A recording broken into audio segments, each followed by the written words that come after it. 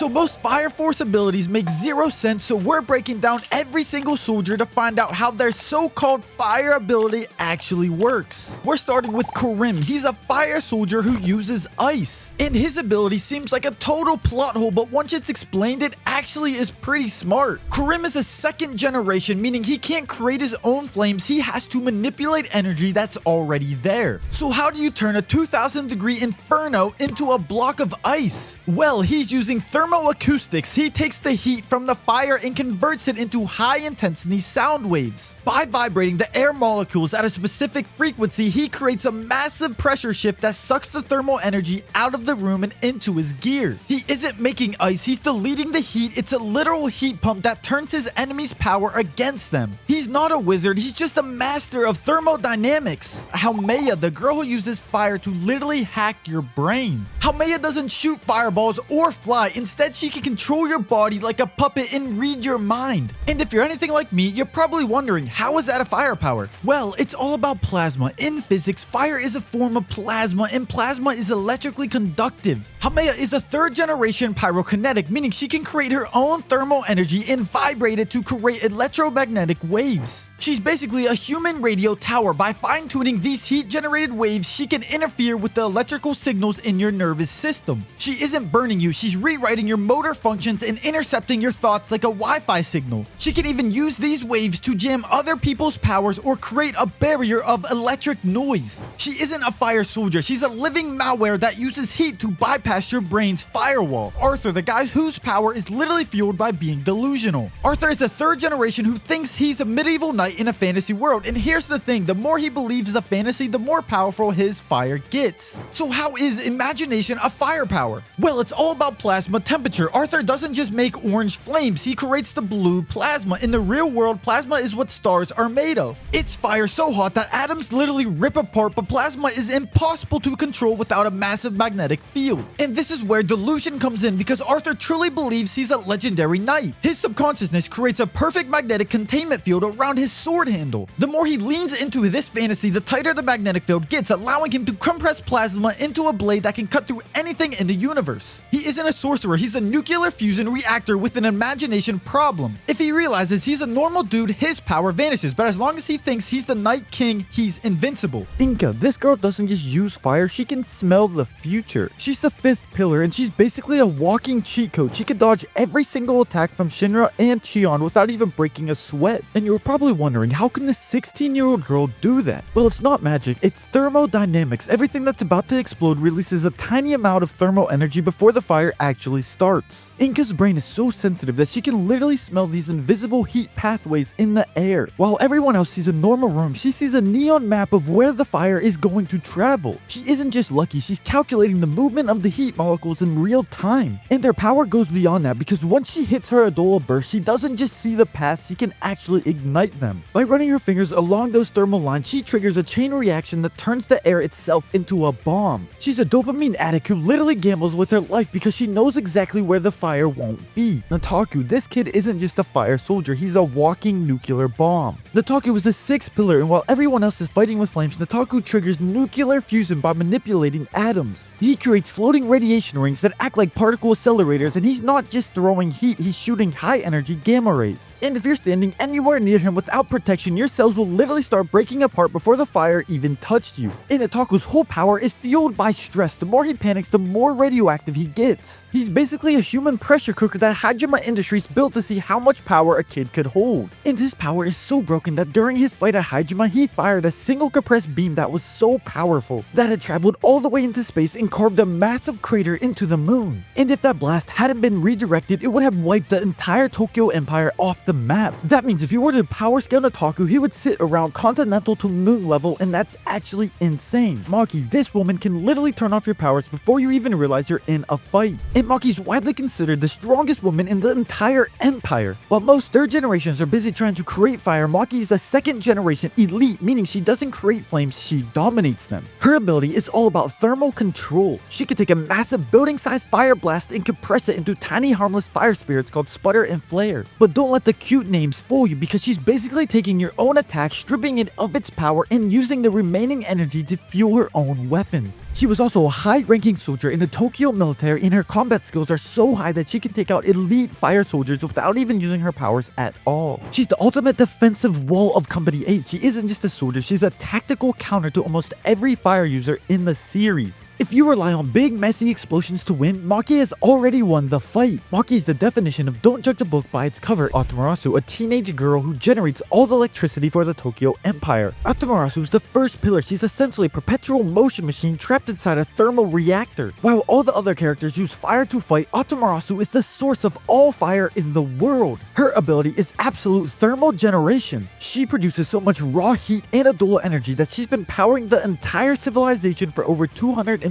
years. With thermodynamics in the real world, you can get more energy out than you put in. But Atamarasu breaks the second law of thermodynamics. She generates infinite energy without a fuel source, acting as a bridge between our world and the Adola dimension. She isn't just a character, she's the thermal battery that keeps humanity alive, even though she's suffering the entire time. And in terms of importance, she's a god tier asset. Without her, the world literally goes dark. Tamaki, the most unlucky lucky character in anime. While she's often seen as just a fan service character, her ability is actually a massive anomaly in the Fire Force world because it's based on probability manipulation. Tamaki on the surface is the third generation who creates cat-like flames for speed and agility, but her real power is something called Lucky Lecher lore. While most fire soldiers rely on heat and oxygen, Tamaki's power functions like a quantum superposition. She is constantly in a state where the most improbable things happen to her at the exact right time. In science, everything follows cause and effect, and if an assassin swings a sword at you, you get hit, but Tamaki's presence creates a quantum glitch. For instance, she'll accidentally lose her clothes or trip onto an opponent, which sounds like a joke, but it actually distracts some of the strongest villains in the series. So she might not have the raw firepower of someone like Nataku, but you can't defeat someone if the laws of the universe literally refuse to let them lose. Korono, this guy is a literal nightmare. Korono is the third generation powerhouse with a power called Black Smoke, and while everyone else is shooting fireballs, Korono is basically a walking industrial pollution factory. Korono can manifest black smoke from his body that is so thick and hot it acts as a solid weapon. He can shape it into swords, spears, or even a giant scythe. But that's not what makes his power crazy. He also has sensory deprivation. So what that means is when Korono fills a room with this smoke, he can sense everything moving inside it like a spider in a web, but for his opponents, it's a pitch black void. He can literally hide inside his own shadow because his smoke isn't particulate, it doesn't burn you, it enters your lungs and fries you from the inside out. He is literally so powerful that he can go toe-to-toe with a pillar, but he's so lazy and twisted that he only likes fighting people weaker than him because it's less stressful. And the best part is that he's a total company man and doesn't want to lose his job, so he usually does what he's told. Dragon, the guy that is so strong that even the gods of fire are afraid of him. Dragon is the leader of the destroyers in the White Clad. While everyone else in the series is fighting with flames, Dragon is just built different. He doesn't have an Adola burst and he doesn't need complex science. He's a third generation who is so physically dominant that his fire manifested as literal indestructible armor. And part of his power is absolute durability. In a world where people are shooting nuclear beams and thermal explosions, Dragon just walks through it. His skin is so dense that even Arthur's Excalibur, a blade that can cut through space-time, couldn't even leave a scratch on him at first. And Dragon's fire isn't just heat, it's extreme pressure. He compresses his enemy so tightly that his scales become a walking diamond, and when he breathes fire, it isn't a flame, it's a solar flare that can be seen from the moon. Dragon isn't just a soldier, he's literally a planetary threat. Shinra Bancho, man, the version of Shinra that literally became a god. After fusing with his mother in Sho, Shinra didn't just get a power-up, he gained control over the collective unconsciousness of humanity. And while everyone else is getting engulfed in flames, Shinra is just literally rewriting reality. He doesn't need an Adola burst anymore because he is the source. He's the fusion of all generations who is so powerful that he literally deleted the concept of death from the entire universe. In a world where people were so terrified of spontaneous combustion, Shinra just decided that fire shouldn't kill people anymore and changed the fundamental laws of physics. Shinra's power isn't just heat, it's pure creation. He compressed the despair of the world and turned it into a literal playground. He even created a new world where the Reaper is just a guy in a mask. Senior isn't just a hero, he's a universal reset button.